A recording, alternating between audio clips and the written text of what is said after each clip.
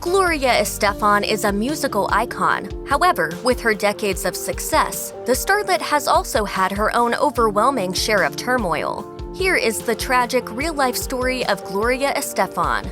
She was born in Havana, Cuba in 1957, when the country was governed by President Fulgencio Batista, and her father was working as a bodyguard for the First Lady. But in 1959, Fidel Castro overthrew the government, and Estefan's father was thrown in prison. 3 months later, he was released, and the family managed to escape to America. But Estefan's father joined the CIA-backed Brigade 2506, a paramilitary group made up of Cuban exiles living in Miami, which attempted to invade Cuba and overthrow Castro. Dubbed the Bay of Pigs invasion, it failed, landing Estefan's dad back in prison, this time for 2 years. Estefan told The Guardian, "I remember rosaries and my mom dragging me to prayer groups because my dad was a political prisoner in Cuba. At the beginning, she would tell me that my dad was working on a farm, but I knew he was in jail." When he was released, the reunion was brief.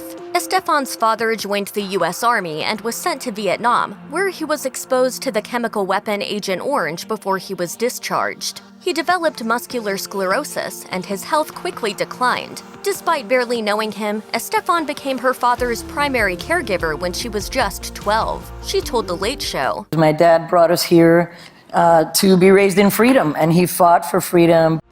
Though she arrived in America when she was just 2 years old, Estefan's parents instilled in her a deep love of her Cuban heritage. Still, she's never been back to Cuba. In 2016, she told the Rock and Roll Hall of Fame, "I don't want to go and have a vacation in a place where the people that live in that country can't enjoy the same things that I can as a Cuban exile." In 1975, when Estefan was 16, her father's condition got so bad he had to be sent to a veterans home. Estefan told the Daily Mail that watching his decline had a huge impact on her. "All through those years of looking after him, I dreaded being in such a helpless condition myself, having no control over my life. I reacted against it by having complete control. I made sure I was as strong as an ox." She began doing daily workouts lasting over 2 hours and embarked on a strict diet, drastically changing her health and her appearance as she lost over 40 pounds. "I transformed myself from a lumpy, fat teenager with one big eyebrow and huge cheeks, both sets, to a very fit person." Sadly, her father passed away in 1980 at the age of 47, just 2 years after Estefan married fellow Cuban refugee Emilio Estefan.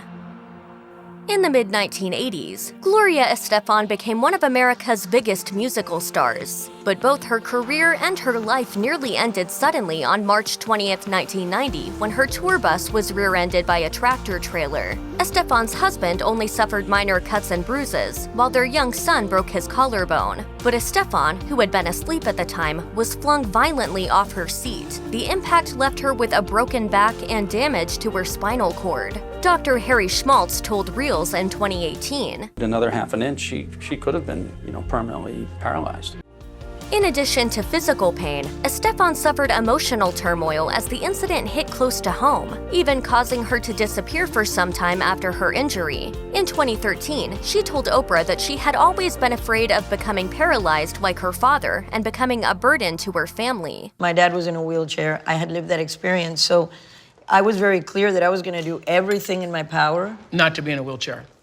Although Gloria Estefan was assured she wouldn't be left paralyzed, doctors did warn that she would likely have a decreased range of motion. Speaking with CBS News, Estefan recalled being told, "I'm hoping that you'll at least be able to walk gingerly, but I don't think you'll ever be back on stage." Estefan underwent a 4-hour surgery, with 2 8-inch steel rods inserted in her back as spine support. She then underwent 6 months of grueling therapy, telling Express, "I was doing 6 to 7 hours a day of rehab to try and prevent what they said was inevitable, that I was going to end up in a wheelchair."